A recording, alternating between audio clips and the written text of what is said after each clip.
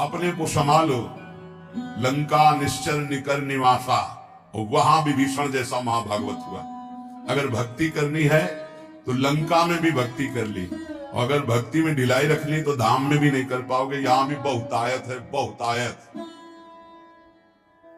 ये बहुत समझने का विषय है, बहुत समझने का विषय है। चाहे स्त्री शरीर हो, चाहे पुरुष शरीर हो, भगवत प्राप्ति के लिए बढ़िया दांव लग गया, वृंदावन का आश्रयवास मिला है, तो इसमें हरि माया जाल रचती है। भक्ति में, धाम में, तीर्थों में ऐसा मत समझो कि भक्ति में माया का प्रवेश नहीं हो सकता। नहीं, वो भक्ति बन के आ जाएगी, भक्ति बन के आ जाएगी, सेवा का भाव प्रकट करेगी, भक्त रूप धारण करेगी, क्योंकि जानती है भक्त है, ऐसे तो फंसेंगे नहीं। तो माया का मतलब क्या है? जादूगरनी। बस समझना है कि भक्ति और माया का अंतर क्या, कैसे पहचानोगे कि माया या भक्ति? जाके संग कुमति मति उपजय करे भजन में भंग, ये माया है। चाहे वो वृत्ति हो, चाहे वो व्यक्ति हो, चाहे वो वस्तु हो, चाहे स्थान हो। जिस व्यक्ति, वस्तु, स्थान के संसर्ग से भगवत विस्मरण हो जाए, नियम संयम भ्रष्ट होने लगे, आपका चिंतन टूटने लगे, फौरन पकड़ो वो माया है। वो कोई भी हो, जिसके संग से संयम बने, भजन बनने लगे, नित्य दिनचर्या भागवतिक होने लगे, हमारा जीवन उज्जवल कांतिमय होने लगे, वो भक्ति है। वो चाहे किसी भी रूप में हो, वस्तु, व्यक्ति, स्थान, किसी भी रूप में। इसलिए हरि भक्ति की प्राप्ति के लिए हरि माया से बचना होगा। विवेकवान वैराग्य रूपी अस्त्र से काट के फेंक देता है, और अविवेकी इसी में डूब जाता है। बड़ी कृपा हुई, बहुत बढ़िया, जिंदगी भर तरसे हैं, अब मिल गया है खान पान, भोग सामग्री, भोगो और नरक जाओ। योग से भोग और भोग से रोग, पहुंचो नरक। बहुत समझने का खेल है, बहुत समझने का। स्पष्ट कह रहे हैं, चाहे आस्ताम दुर्मति कोटिर दुश्चेष्टा कोटिरप्यास्ताम। बहुत ध्यान से सुन लो। तुम्हारी करोड़ों प्रकार की दुर्बुद्धियां रही हैं, करोड़ों प्रकार के दुष्कर्म किए हो, करोड़ों प्रकार से तुम्हारी निंदा हुई है। अब तुम वृंदावन आ गए हो, अब होश में हो जाओ, तो तुम्हारे अंदर विरहाग्नि, प्रिया प्रीतम का प्रेम प्रकट हो जाएगा। इसमें बाधा पहुंचाने वाला क्या है? और स्त्री नाम दुष्ट नर के विणमूत्र श्लेष्म पूयाद्य पूर्णे गते पिकरणे। कान खोल के सुन लो, मलमूत्र के द्वारों में भोग की वृत्ति रखना दुर्गति पाना है। हरिति वृंदावन रति विवेक विरतिश्च दुरमुत्किरति। स्त्री रूपा हरिमाया तदुपर मायाति दूरतोपाया। हरिरति, हरि भक्ति प्राप्ति की मार्ग में चलने वालों को ये माया हरि भक्ति का रूप रख करके आती है। बहुत सावधानी की जरूरत है, बहुत सावधानी की। देखो, पूतना ने ऐसा रूप रखा था कि हिम्मत ही नहीं हुई यशोदा मैया किया और किसी ब्रजगोपी की पूछ ले कि तुम कौन हो और कहां से आई हो। सब लालजू की तरफ ही इशारा करती जाती, क्योंकि इतनी सुंदरी वैभवशाली साक्षात लक्ष्मी जी मानो आ रही, तो बोले अपने प्रीतम से मिलने जा रहे, इशारा कर दी। किसी की हिम्मत नहीं हुई। ऐसे ही जब माया किसी बड़े भक्त को छलती है, जब उत्तम साधक को छलने जाती, तो ऐसा वैसा रूप नहीं कि आप ऐसे रोक सको। हर ज्ञान, हर बात, हर उत्तर। फिर तुम्हारी श्रद्धा, तुम्हारी भक्ति किस कोटि की है? अगर विवेक वैराग्य की तलवार से काट सको तो काट सको, नहीं तो तुम्हें काट के रख देगी। यदि हरि का भरोसा है, अहंकार नहीं किए हो तो बचा लेंगे, अगर अहंकार है तो मुंह भरा गिरोगे।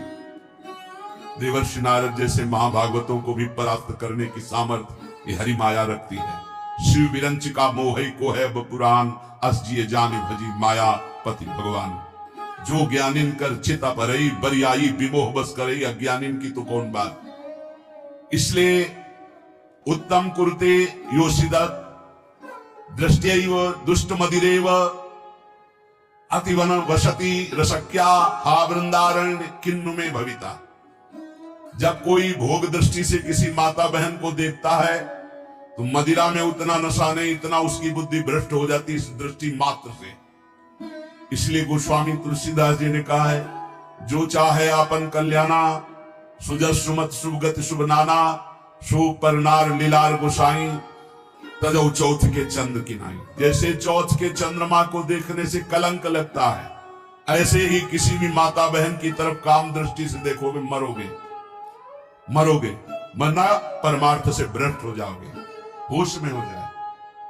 ये जब बहुत तिरछी चितवन से माताओं बहनों की तरफ जो देखते हैं तो लगता है तुम समझते हो हम बड़े वीर हैं, बड़ी चतुराई से देख रहे हैं। अरे अपने नाश का रास्ता पुष्ट कर रहे हो, उनका कुछ नहीं बिगाड़ पाओगे।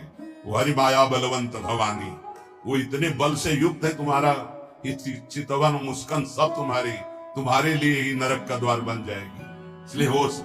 अरे आए हो अपना काम बनाने की, काम बिगाड़ने आए हो? जहां काम बन रहा है वही काम बिगाड़ने आए हो तो तुम्हें विश्व में कहां ठोर मिलेगी? धाम में सत्संग में तुम इधर उधर ताक झांक करोगे। अरे तुम्हें धिक्कार है, दुनिया में ताक झांक करते हो, यहां तो अपनी तरफ झांक लो, यहां तो अपने अंदर झांको कि तुम क्या हो। वही बहिर्मुख वृत्ति, वही अरे जिसको तुम भोगने की दृष्टि से देख रहे हो, जगत भोगता है उसके अंदर, वो देख रहा है तुम्हारा सर्वनाश कर देगा, ऐसी जगह गिराएगा जहां उठने के लायक नहीं रहोगे। हमारी बातें थोड़ी कड़वी लगेंगी, समझ लो। हमसे हजारों गलतियां हुई, हजारों गलतियां हो सकती, लेकिन कहां हुई ये तो ध्यान रखो। धाम में हो, यहां तो थोड़ा दिमाग सही कर लो।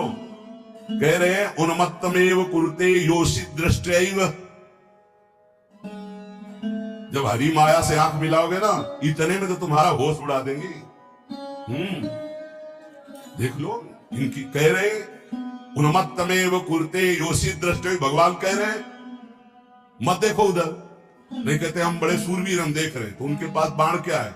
जा देखो, अब जाओ बैठोगे ध्यान में, वही मुस्कुराहट आएगी। बहुत सावधान। शास्त्रवेत्ता जो महापुरुष कहते हैं, तो क्या श्रीपाद ने देखा है क्या?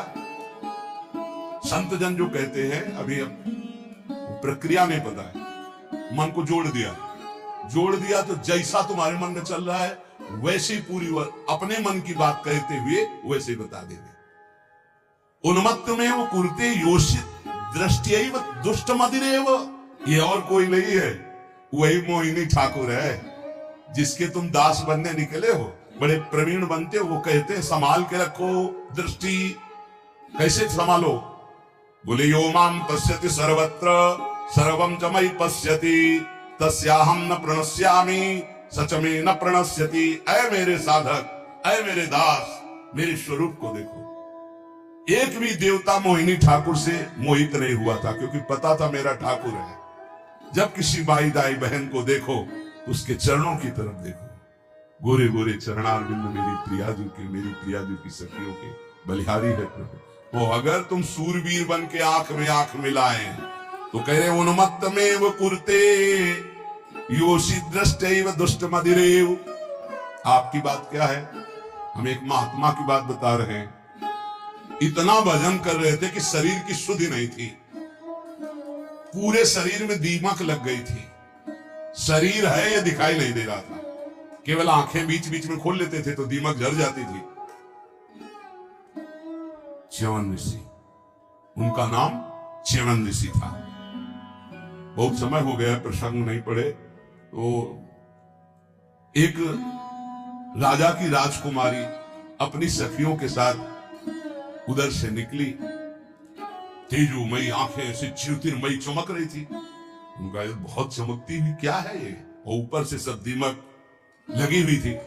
तो ऐसे काटा टाइप में ऐसे और ऐसे ऐसे मारा, तुमसे रक्त निकलने लगा। अब वो तो कांपे कि रक्त कैसे निकला। अब सबके मलमूत्र बंद कर दिए, पूरे राजा से लेकर जितना परिकर, जितनी सेना, सबके। च्यवन ऋषि ने हाहाकार मच गया। तो उनमें कुछ विद्वान लोग भी साथ थे। उन्होंने कहा किसी ब्रह्म ऋषि का अपराध है। ढूंढा गया अपराधी कौन है, हाँ वन में किसी ऋषि का अपराध। तो राजकुमारी ने कहा कि अगर कोई ऐसी बात है तो मेरे द्वारा अपराध शायद बना है। एक दीमक का पिंड जैसा था, उससे दो ज्योति जगमगा रही थी, हमने उसमें तो उससे रक्त सारे। बोले च्यवन ऋषि का ये पूरा क्षेत्र है, कहीं ऐसा तो नहीं किया च्यवन ऋषि को तुमने? चलो आगे गाय और ब्राह्मण करके च्यवन ऋषि से बंद। महाराज सबकी लघु शंका सोच खोल दो, बंद कर दिए सब। आप कितनी देर भाई, 6 घंटे 8 घंटे सबके। महाराज शर्त कैसे खुलेगी आप बस बताओ। शर्त सुकन्या, राजकुमारी का नाम सुकन्या, सुकन्या दे दो। राजकुमारी से कहा, अब राजकुमारी ना कैसे, अपराध तुमने किया ऋषि की सेवा में, तुम्हें उन्मत्तमेव कुरुते योषित दृष्टैव दुष्ट मदिरैव। जाओ सबके लब शंका सोच खुल जाए, जाओ सब यहां से। वो तपस्या के द्वारा महल वैभव और अपना स्वरूप प्रकाशित किया, देवराज इंद्र के पास भी नहीं। तपस्या का प्रयोग कहां होने लगा, कहां गया तपस्या का माया। ऐसे ही महाराज हमारे पड़ोसी सौभरी जी महाराज, सिवार लग गई थी शरीर में और यमुना जी में समाधि। मछली को देखा खेलते हुए, मैथुन करते हुए, देख लो मोबाइल देखने वालों। जब मैथुन मछली का देखा तो महाराज को लगा कि है कोई सुख। बताओ, अभी तक जल में हजारों वर्ष समाधि लगाने वाले महात्मा ब्रह्म सुख का हुआ अनुभव, और मछली के मैथुन सुख को देखकर सोचा अब तो इस सुख का अनुभव करेंगे। तो सामर्थ्यशाली महात्मा कहां जाए, तो छोटे मोटे घर गृहस्थी के पास थोड़ी गए, चक्रवर्ती सम्राट राजाधिराज मानधाता के पास। दुर्गंध आ रही थी मछली किसी शरीर से, सिवार पानी के अंदर की, हड्डी हड्डी थी, गाल चपके हुए, आंखें तेजोमयी, देख के डर जाए आदमी। महाराज तो मानधाता बहुत बड़े प्रतापी राजा हुए हैं। महाराज आज्ञा कीजिए। बोले विवाह करना चाहता हूं। बोले आदेश कीजिए, किससे कराए? बोले आपकी राजकुमारी से। 50 कन्या थी। घबरा गए कि इससे महात्मा के लिए अगर राजकुमारी समर्पित कर दी तो मतलब राजकुमारी का जीवन क्या होगा, महलों में पल। तो उन्होंने कहा महाराज जो तुम्हें राजकुमारी पसंद हो पसंद कर ले आप उसको, क्योंकि जानते थे ना बोले कि सांप हो तो सांप कौन भोगे, इनको पसंद ही कौन करेगा। बोले महाराज जो तुम्हें पसंद कर ले। तो समझ गए सौभरी जी, तपस्या के द्वारा ऐसा रूप बनाया। मंत्री ने जाके कहा महाराज सौभरी पधार रहे हैं, जो राजकुमारी पसंद करना चाहे पसंद कर ले। जब पधारे तो खुशबू से पूरा महल भर गया, तेजो रूप। 50 ने कहा हम वरण करेंगे। बोले चलो। मानधाता से कहा 50 पुत्रियां तुम्हारी तय। मानधाता के सामने सौभरी ऋषि और उनके सामने दिव्य रूप। मानधाता ने कहा रहेंगी कहां? बोले कल आ जाना यमुना किनारे। ऐसे अमरावती नगर से भी श्रेष्ठ पुरी की रचना की। सेवा खाती घोड़ा रत्न वैभव सार। 50 से 500 हो गए धीरे धीरे। तो जब बैठे थे अगल बगल छोरी छोरा खेल रहे थे, तब उनको ध्यान आया इन्हीं से बचने के लिए तो यमुना में समाधि लेते थे। तब उन्होंने एक श्लोक गायन किया, संगम त्यजेत मिथुन व्रतिनाम मुमुक्षुः सर्वात्मना न विसृजेत बहिरेन्द्रियाणि एकश्चरन् चित्तमनन्तैसे युञ्जीत तद्व्रतिषु साधिषु चेत प्रसंगः। ऐ मोक्ष धर्मावलंबी साधु, कभी किसी जीव को मैथुन करते हुए मत देख लेना न, जिसे हमारी दुर्गति हुई तुम्हारी पक्की हो जाएगी। मोबाइल वाले, क्योंकि ऐसे थोड़ी जल्दी सहसा दृष्टि नहीं जाएगी, पर मोबाइल में एकांत में चली जाएगी, चिटकी नहीं बंद। बोले क्या? बोले हमारा एकांत भजन का समय है। अब सर्च करके जो देख रहे हैं तो वो तुम्हारा सर्वनाश कर देगा। मछली की क्रीड़ा से मेरी ये दुर्गति हो गई। बोले तुम्हारी क्या होगी? इसलिए संगम त्यजेत मिथुनम व्रतिनाम मुमुक्षु। जो मैथुन धर्म से युक्त प्राणी, इनका संग त्याग दो, इनका दृश्य मत देखो, इनका संभाषण मत सुनो। सर्वात्मना न विसृजेत बहिरेन्द्रियाणि, इंद्रियों को खुला छूट मत दे दो, अंतर्मुख रखो, एकस अकेले रहो। चित्त मनंत से, चित्त को ईश्वर में सदैव लगाओ। अकेले का मतलब आंतरिक वृत्ति से।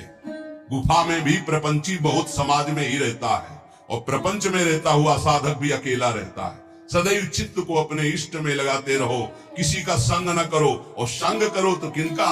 तद्व्रतेषु, जो भगवत व्रत धारण करने वाले साधु जन है, भक्त जन है, उनके बीच में रहो। ये बाढ़ है, इस बाढ़ के अंदर बच जाओगे। साधु समाज की बाढ़ में बहुत बचत होती है। अगर हम गिरने जा रहे हैं तो दूसरा हमें थाम लेगा। इसलिए कह रहे हैं उन्मत्तमेव कुरुते योषित दृष्ट्वैव दुष्ट मदिरेव। दृष्टि मिलाना बंद कर दो। दृष्टियैव दुष्ट मदिरेव। बस गए पाताल का रास्ता पक्का